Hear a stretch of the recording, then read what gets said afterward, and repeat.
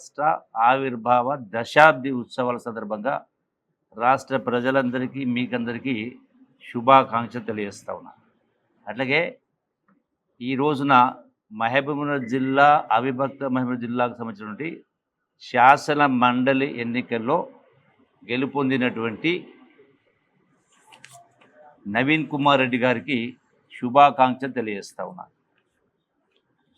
అట్లాగే ఎన్నికల్లో సాంకేతికంగా బీఆర్ఎస్ అభ్యర్థి నవీన్ కుమార్ రెడ్డి గారు ఎన్నిక అయినా కూడా నైతికంగా కాంగ్రెస్ పార్టీ గెలవడం జరిగింది. ఎట్లా అంటే మొత్తం అవిభక్త మహబూబ్ జిల్లాలో ఉన్నటువంటి ఎంపీటీసీ స్థానాలు అంటే టోటల్ ఓటర్సు 1437. ఇందులో బీఆర్ఎస్ పార్టీ కారు గుర్తు పైన పోటీ చేసి గెలిచినటువంటి వాళ్ళు 920 మంది ఉన్నారు. ఆనాడు కాంగ్రెస్ పార్టీ గుర్తైనటువంటి చేయి గుర్తు పైన గెలిచినటువంటి అభ్యర్థులు 340 మంది. అంటే వ్యత్యాసం సుమారుగా 600 ఉండింది. అట్లాగే బీజేపీకి 100 ఎంపీటీసీ అభ్యర్థులు ఉండినారు. కానీ ఈ ఎన్నికల రిజల్ట్ చూస్తే బీఆర్ఎస్ పార్టీకి వచ్చినటువంటి ఓట్లు 763,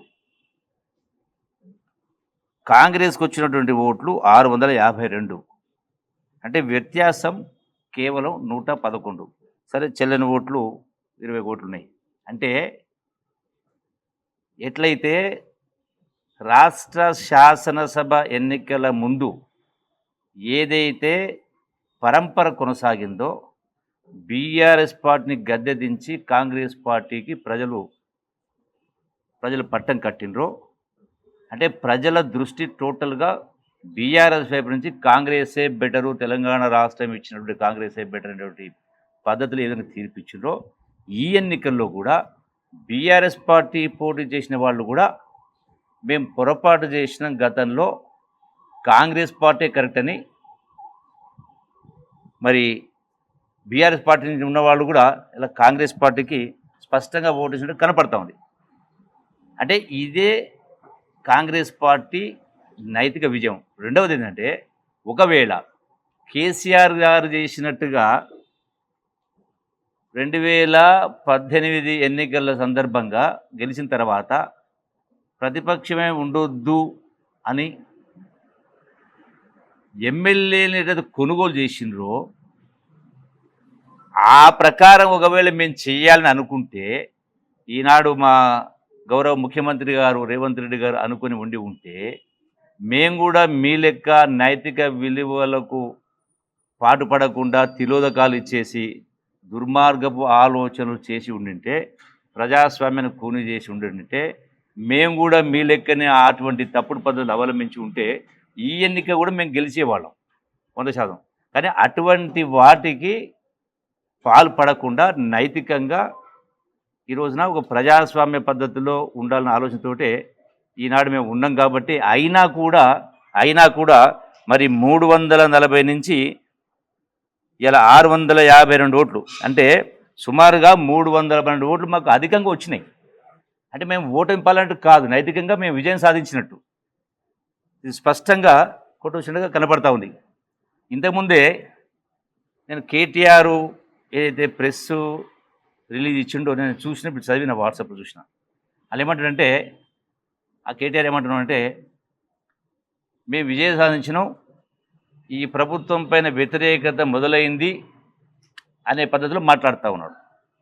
మరి కేటీఆర్ నువ్వన్నదే కరెక్ట్ అయినట్టయితే ఇంకా 48 గంటలే కదా పార్లమెంట్ ఎన్నికలు. అంటే ప్రజలు ఓట్లు వేసే ఓటు, అంటే కోట్లాది మంది ప్రజల ఓట్ల లెక్కింపు అనేది ఇక 48 గంటల్లో తెలుస్తుంది కదా.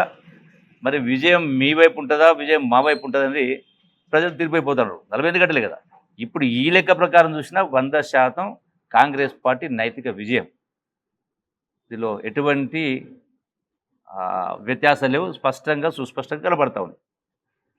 రేపు పార్లమెంట్ ఎన్నికల్లో కూడా గత ఎన్నికలతో పోల్చి చూసినప్పుడు రేపు పార్లమెంట్ ఎన్నికల్లో కూడా కాంగ్రెస్ పార్టీ మిగతా అన్ని పార్టీల కంటే కూడా తెలంగాణ రాష్ట్రంలో మెజారిటీ సీట్లు సాధించబోతా ఉంది. ఎవరికి ఎటువంటి అనుమానం ఉండాల్సిన అవసరం లేదు. అంటే టీఆర్ఎస్ పార్టీ కార్యనిర్వాహక అధ్యక్షుడు ఇచ్చిన స్టేట్మెంట్ రాంగ్. ఇప్పుడు ఈరోజు ఇచ్చినటువంటి ప్రెస్ స్టేట్మెంట్ మరి కొంత గొప్ప చదువు చదువుకున్న వాళ్ళు ఈ అనాలిసిస్ మరి మిగతా అన్నిటిని కూడా విపులంగా సవివరంగా అనలైజ్ చేసేటోళ్ళు ఈ అనాలిసిస్ తెలీదా?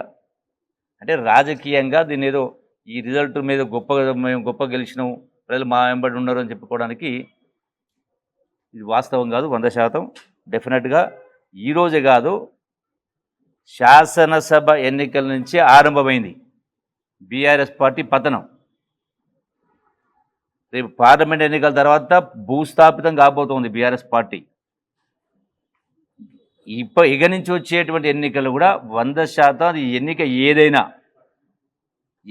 ఏదైనా అది పార్లమెంట్ అయినా అది స్థానిక సంస్థ ఎన్నికైనా ఏ ఎన్నికైనా కాంగ్రెస్ పార్టీ విజయ దుందుబి మోగించబోతా ఉంది. ఈ ఎమ్మెల్సీ ఎన్నికల్లో కూడా మాది నైతిక విజయం అని మీ అందరికీ సవినయంగా విజ్ఞప్తి చేస్తా ఉన్నాను. డెఫినెట్గా వాళ్ళు ఏమంటారు పెట్టే బీడ మొత్తం సర్దుకోవాల్సి వస్తుంది. బీఆర్ఎస్ పార్టీ పూర్తిగా భూస్థాపితం కాబోతుంది. Thank you. ఇప్పుడు